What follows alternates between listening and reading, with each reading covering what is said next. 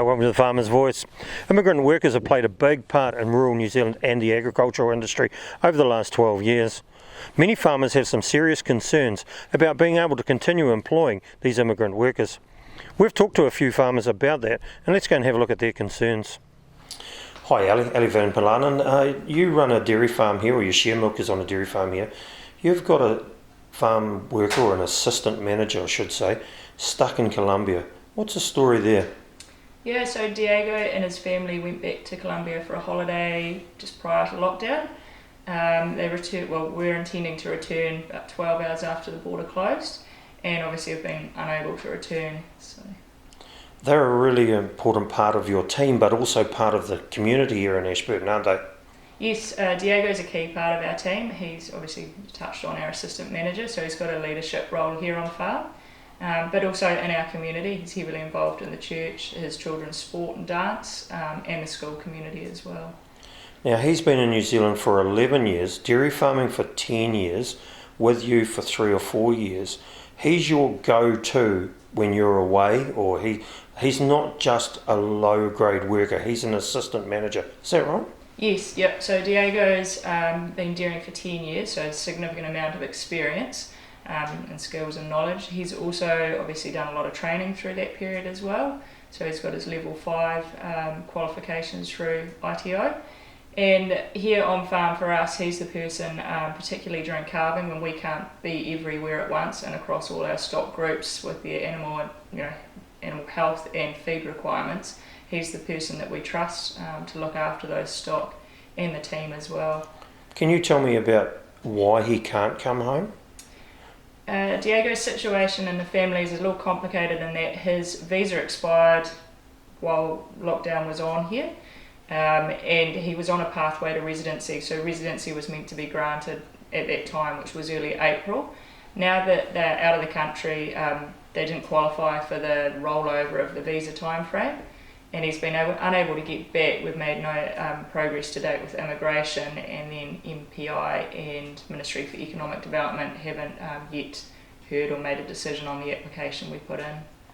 And you've done some big steps yourselves to try and get him home, including paying for his quarantine and stuff like that, if necessary? Yeah, so we'd be more than happy to pay for the family to quarantine if they could come back. We've offered to support them while they're away. Obviously they have no income while they're away.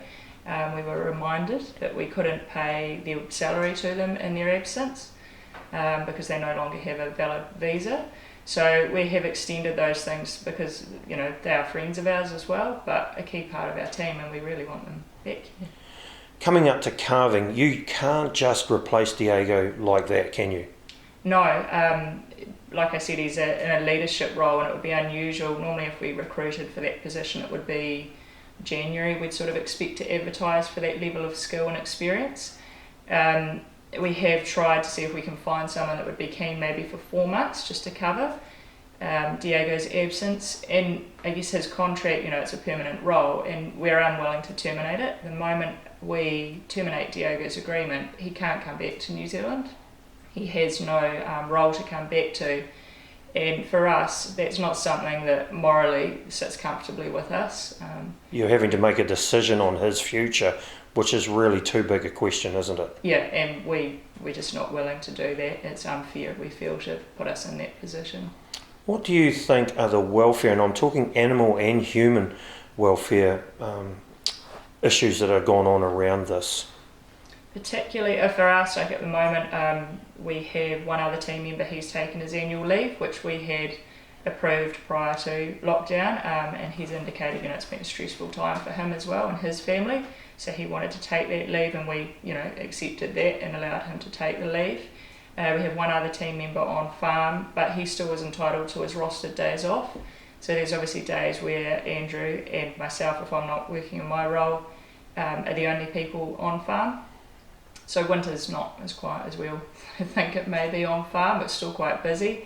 And as we approach calving, the fear for us is that how are we going to resource ourselves to cover that gap? And into calving comes the issues of, we may have a mob of cows away at the grazing block still, we may have a mob of cows here about to calve, a mob that have just calved, and the milking cows.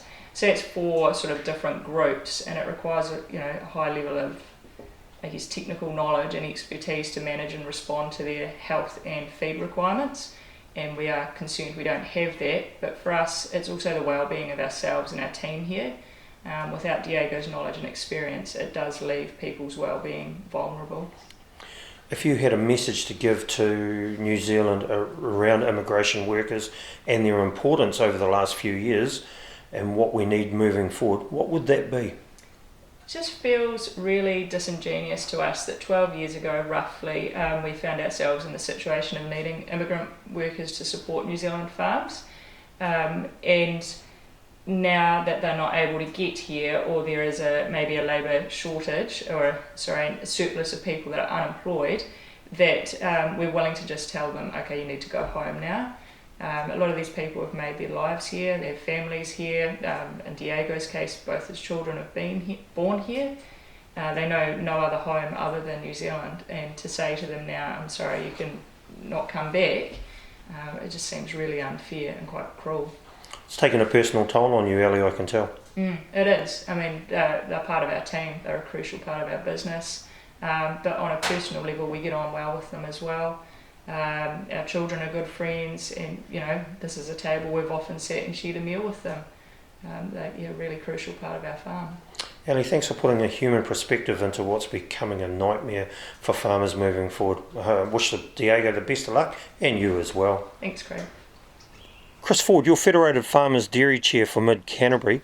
What are the current issues facing dairy farmers around immigration? A couple of issues, Wiggy. Number one being farmers have a lot of staff still stuck overseas that can't get back into the country. And number two, a lot of visas going to expire in September after the extension finishes. What does that mean when we're coming up to calving, Chris? It means extra pressure on farmers and landowners. They rely on a lot of these immigrants coming into the country to do the job, but doing visas and having a lack of staff is going to be a real problem. Why can't we just get some unemployed Kiwis to take those roles on? Well, that's a great idea, but it can't happen overnight. You can't just chuck green Kiwis straight into a farm in the middle of calving and say, here you go. There has to be a process to go through, and I'm aware that there is a process, but it's a timing factor, and on one side it's a timing factor where we need these people now, and on the other side is they have to take time to train them. What's a short-term solution for this season coming forward? Short-term solution would be if we can get these Kiwis trained fast and get them up to speed, and get them through that cookie course on what it's like to be a farmer. Also, the government needs to step up and get our staff back from overseas. Thanks very much, Chris. Really appreciate your time. Cheers, Wiggy.